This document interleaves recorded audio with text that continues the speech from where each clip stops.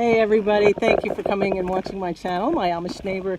Today we are going to talk about a typical Amish breakfast, and I thought I found it fitting that I would walk to the chicken coop and collect eggs while we talked about breakfast, because who doesn't have eggs for breakfast, right? So that is definitely a part of the typical Amish breakfast.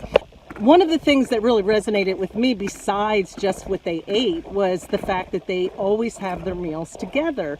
And that's something I know that we get in our life rushed. We don't tend to do that anymore. I know families where the kids will get up and maybe have a donut or granola bar or something like that. And the Amish, they even have their quick breakfast, but they always have their breakfast together. So let's go ahead and open up the side of the coop and get some eggs. I just unhooked this little thing here and we pull it up, and there are no eggs today yet. And there's a chicken in there. Let's see if she's laid anything. There she is. Woo! She's gone. Okay, and there you have it. We got 3 eggs. I'll have more in the other spot later, and that's what the Amish do. They'll get their eggs and eat them fresh for their breakfast. Eating meals together are very, very, very important for the Amish family. And breakfast starts the day. So why is it important for them to eat together? I know we're busy. We are always throwing our kids granola bars and donuts and things like that, and everybody's going in 50 different directions. But that's what disconnects us in our culture. The Amish believe that this is where relationships happen, and it's very important to pray together over their meal and to eat together and then start their day. Now, obviously, to start breakfast, one of the chores in the morning would be to collect eggs. Eggs is definitely a staple for breakfast.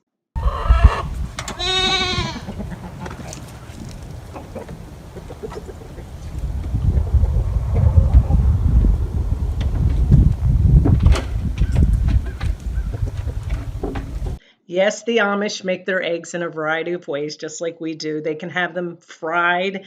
They will also eat them scrambled, and they do like to accompany their eggs with some meat. So they eat the bacon and the sausage.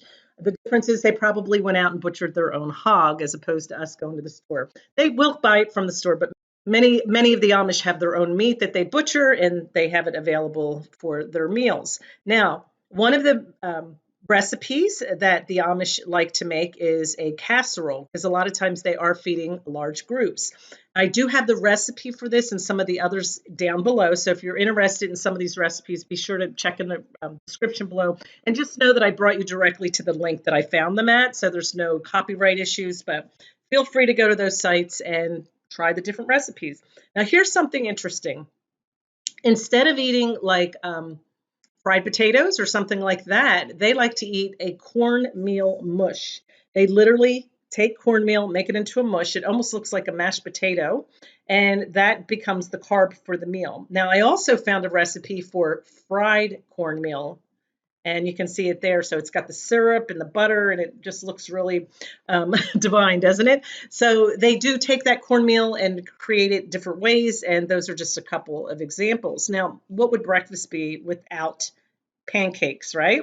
I searched that, and this is the most popular one. It's called a friendship bread pancake. A lot of you have heard of the friendship bread. Did you ever get that, where you get a piece of bread, you make a little piece of dough, and then you leave it in your refrigerator? I think it was like 14 days or 7 days, something like that.